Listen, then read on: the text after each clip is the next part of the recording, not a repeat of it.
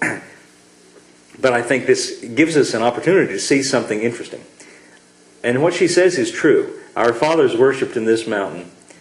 You say Jerusalem is the place men ought to worship. And that's true. Jesus said to her, Woman, believe me, the hour comes when you shall neither in this mountain nor yet at Jerusalem worship the Father.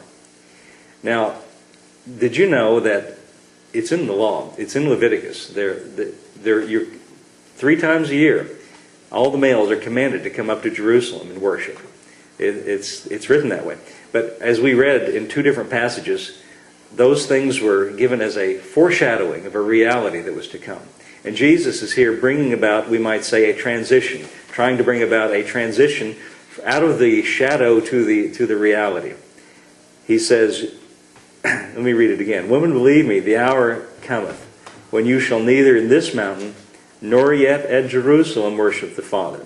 You worship you know not what. We know what we worship, for salvation is of the Jews.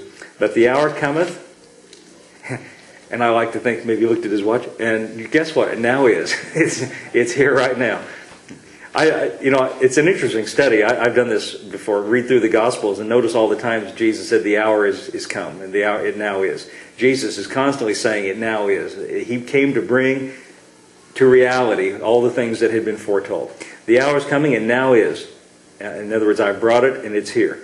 When the true worshipers, that is, we might say, the reality, the true worshipers shall worship the Father in spirit and in truth. For the Father seeketh such to worship Him.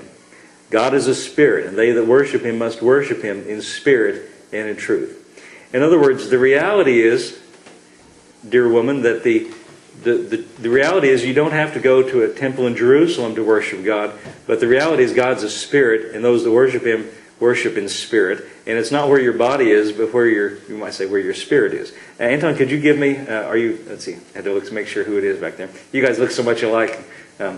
Give me verse 23 in the Message, would you please?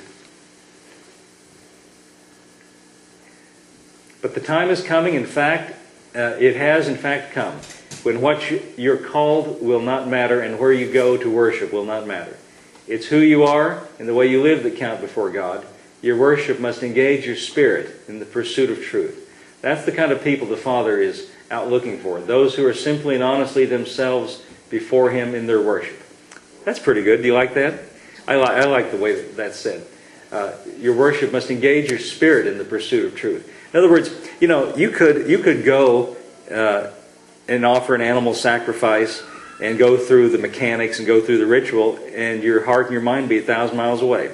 Some people are like that about going to church too. You could go to church and just be thinking about, let's see, what are we going to do later? I'm going to go to the lake. But I like what he says here. Your spirit, your worship must engage your spirit in the pursuit of truth. That's the kind of people the Father is out looking for. Those who are simply and honestly themselves before Him in their worship. I think that's a good thought. Just God loves us who we are, and He's interested in our worship and our worshipful attitude towards Him, just as we are and who we are. I think that's a good thought. Okay, let's see. Do I want to say anything else about that? Let's go to another one. This is in Matthew's Gospel, chapter 15. And so what was the point? Well, Jesus is pointing out a transition to reality. Jesus came to bring about reality. It's not a matter of physicalities and going through the motions in a carnal sense, but it's a matter of something that's spiritual and real. Here's another example of something very much the same thing. Matthew's Gospel, chapter 15, beginning with, verse 10. Jesus is having another conflict with the Pharisees. He's always in conflict with the Pharisees, by the way. Not because he's out trying to stir things up, but because they don't like what Jesus is saying. He's rubbing them the wrong way. They're always criticizing Him.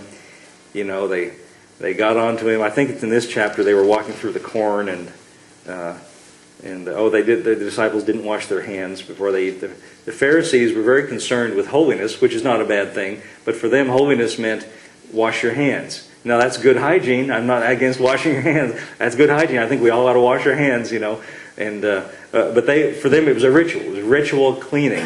And do you know, by the way, they said the Pharisees, this is we're told this in the gospel, used to wash not only their hands, but their pots and their dishes when they would go to the marketplace. Do you know why they did that? Because they were concerned that when they went to the marketplace, no telling who might be there. And a person that's not as holy as I am might be there, and I might touch him, or I might touch something that he's touched, and thereby I'd be defiled like he's defiled. So I better wash my hands, wash my pots, and wash my... That'd be like if we went to the store and washed our Walmart bags. We got them. Those make nice little trash bags, but if you're washing those Walmart bags, that's a little too extreme. Anyway, verse 10.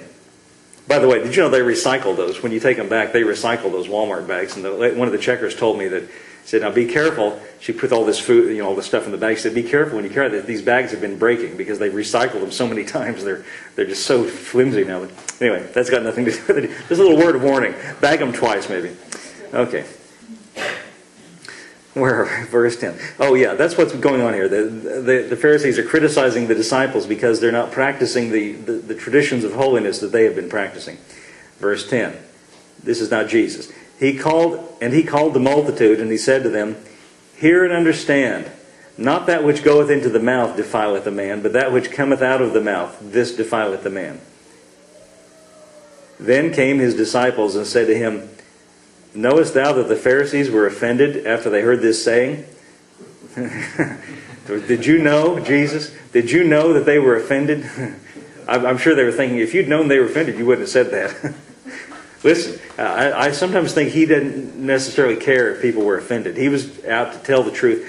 You see, Jesus, I'm sure, was what he's thinking is, I have got a burden of bringing something real into people's lives to displace all of this ritual that has no reality. All this washing of hands that the Pharisees did, they thought that was really something. They thought God is up in heaven giving them gold stars and brownie points and really pleased with them.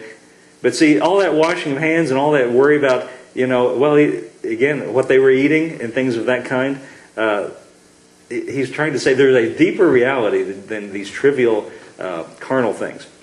So, they were offended. Verse 13. But he answered them and said, every plant which my heavenly Father hath not planted shall be rooted up. Let them alone. They be blind leaders of the blind, and if the blind lead the blind, they shall both fall in the ditch. In other words, don't worry about them. Don't worry about them. You just leave them alone. God will take care of them. You don't have to worry about the Pharisees. You don't have to do anything about it. Just let them alone. God will take care of them. Don't worry about if they're offended, in other words. Leave them alone. God will deal with it. That's good advice on lots of levels. Verse 15. And then answered Peter and said to him, it's always Peter, by the way. Always Peter is the one who comes and says what everybody else is thinking but afraid to say. Peter. And I'm glad about that because we get some more insight here. Because I kind of identify with Peter in a little bit. Actually, I identify more with the quiet disciples. They didn't say anything, but they're thinking the same thing. Peter, he just boldly says. Anyway, verse 16. And Jesus said, are you also without yet understanding? Also yet without understanding. In other words, don't you get it, Peter? Don't you understand what I was just saying? So now I'm just going to make it plain. Verse 17. Do you not yet understand that what entereth in at the mouth goeth into the belly and is cast out into the draught? Now, let me stop for a minute and say this is a very polite way to say that it's actually kind of a crude thought that's being portrayed, but it's blunt. He's bluntly telling them, don't you understand, Peter, what you eat goes in one end and comes out the other end, and it's gone. You see, it has no spiritual impact, is what he's saying. Verse 18. But by contrast, now think about this. By contrast, here's something that really is real. You see, the Pharisees, they were all concerned with washing their hands and what kinds of foods they ate. And again, this is not anything against diet. I mean, that's one consideration, and health concerns. But the Pharisees thought they were pleasing God, and it had a spiritual impact, what they ate and what they didn't eat, and whether they washed their hands or not. But he says, by contrast, just like it doesn't make any difference spiritually what goes in your mouth because it's eliminated and it's, Paul said it this way, the body, meats for the body and the body for meats, but both of them will be dissolved.